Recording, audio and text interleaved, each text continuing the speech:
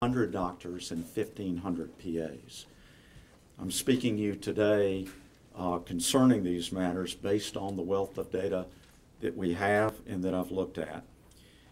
There are 4 points that I wish to cover today. First, with regard to the retrospective reporting of claims payments on behalf of any doctor. From the period of January 1 of 2001 through the end of May of this year, so basically the 7-year look-back period, if the board went forward with the rule as proposed, Medical Mutual has paid 483 indemnity settlement payments, meaning dollars paid to the patient. We have a contract with every doctor who we insure. It is a binding contract called a policy of insurance.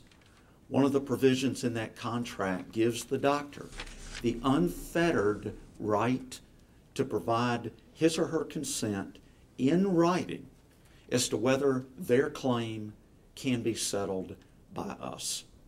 Because that's a contract provision, if the doctor does not consent in writing, we cannot settle that case.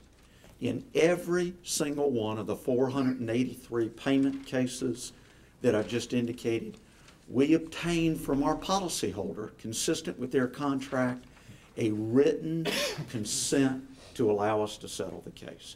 In every one of those 483 instances, we met with our insured under the contract and we asked if we could have their consent. The questions that they always pose are, what are the ramifications to me in providing that consent? Number one, you're going to be reported to the medical board. Number two, you're going to be reported to the National Practitioners Data Bank. Number three, it will likely impact your privileges held at any hospital. And number four, it could impact your feasibility of being an approved panel provider by an insurance company in this state. Notice that one of those items that we explained was a downside of consenting to settle was not the fact that their name would be reported to all of the world to see through the internet on a practitioner profile website that would be published by this board. The reason that we didn't discuss that with our insureds is because we didn't know at the time that that could be a potential downside to that doctor should they give their consent. It puts us in an horrific position to now, we feel, have to go back to 483 doctors over a 7-year period and basically say, oops, we're sorry. When you asked us about the downside ramifications, we didn't know that one of them was this public access website where now all of your payments for the last 7 years are going to appear. Quite frankly, I'm worried that those doctors could sue our company over that. I'm further worried that they could sue this medical board over that for retrospectively subjecting them to information that they did not know at the time could hold them up to some scrutiny publicly. There should be a threshold for reporting the number of claims. We wholeheartedly back the recommendation of the Federation of State Medical Boards that would say 3 or more payments.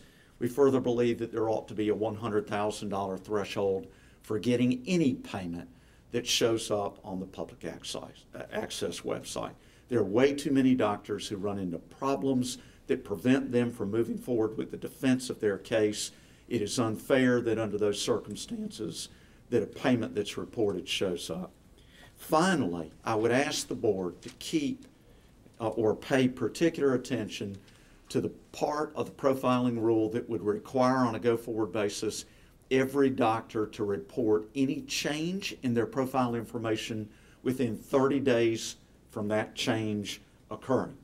There is simply no practical way that busy healthcare providers in this state are ever going to be able to comply with a requirement that says if your email address changes, that within 30 days you must make that report to the board. We would ask that the board please carefully consider all of the points that were addressed in a letter that I sent to this board on June the 12th on behalf of Medical Mutual. Every one of you should have received a copy. Thank you. I have a question. Yes, ma'am.